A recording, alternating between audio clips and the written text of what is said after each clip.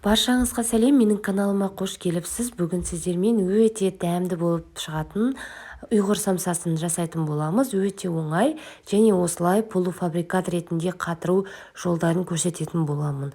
Видеоны соңына дейін қарап, менімен бірге жасаңыздар. Ал кеттік.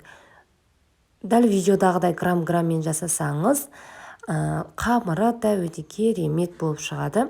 Алдымен бізге керегі ұнға холодильникте, яғни тоңазытқышта тұрған сары май, немесе 72% маргарин болса да болады. Ұнға салып, қолымызбен крошка жасап аламыз. Бір келкі болғанша крошка жасап аламыз. Міндетті түрде сары май холодильникте тұрған, яғни тоңазытқышта тұрған болуы керек. Міне жасап алдық, ал енді жұмыртқамызды екеуін сарыуызын, біреуін бүтіндей етіп саламыз. Бізге сарыуызы қажет, ақуызы қажет емес. Біреуін бүтіндей салдық. Проценті жоғары айран немесе кез келген түрі болатын сметана қажет болады. Сосын барлығын араластырып, қолымызбен қамыр илейміз. Қамыр өте нәзік, әдемі қамыр болып шығады. Барлығын бір келкі болғанша қамырды иілеп, кішкене уақыт тындыруға, бетін жауып қалдырамыз. Яғни бізге қамыр жаюға ыңғайлы болатындай етіп, бөлме температурасында қалдырсақ жеткілікті. Бір жарты сағат шамасында. Уақыт өткен соң қамырды қолымызбен жаймендеп барлығын бір келкі етіп жайып аламыз. Кішкене жаюға қиналсаңыздар, аз-аздан ұн қосуға болады. Но бірақ көп етіп қосып жібермеңіздер. Аз-аздан етіп осылай қосып отырып, орташа қамырды жайып аламыз.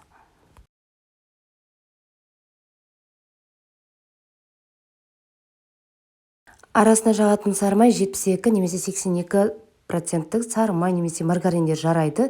Микроволновкада немесе бөлме температурасында ерітіп алу керек, бірақ қатты ерітіп жібермеңіздер отқа қойып. Арасына бір келкі етіп жағып, тығыздап осылай орап шығып, пакетке салып, кем дегенде 3-4 сағатқа холодильникке саламыз, немесе морозилкаға салып тастап, кез келген уақытта шығарып қолдануға болады. Ал енді начинкасы өз қалауыңызша әртүрлі етіп асқабақ қоссаңыз да болады. Менде қолмен туралған ет, яғни ұйғырский самса болғандықтан, және пияз майдалап турап аламыз, қара бұрыш, тұз қосып, жақсылап араластырамыз.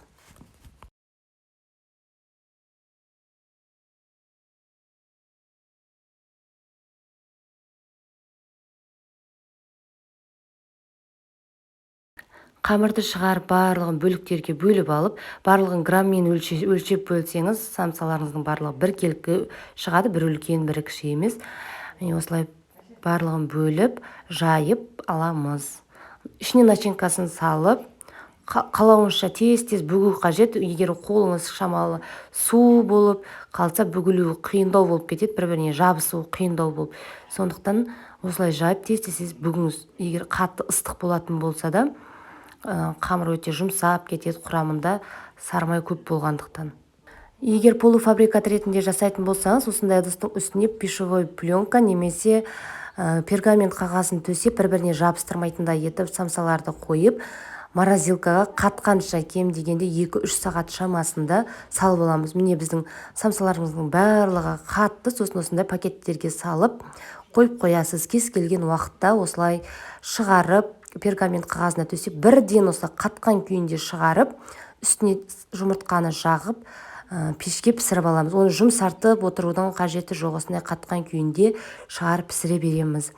Пешке осылай салып, содан соң ғана, егер сіз полуфабрикат етіп жасайтын болсаңыз, содан соң ғана пешті қосамыз. Егер де бірден полуфабрикат етіп қатырмай жасайтын болсаңыз, пешіңізді алдын ала қыздырып алып, сосын пісіретін боламыз. Міне біздің самсаларымыз пісті, қамыр деген үгітіліп, өте әдемі болып шығады. Міндетті түрде жасап көріңіздер. Сіздермен болған Үмида. Астарыңыз дәмді болсын.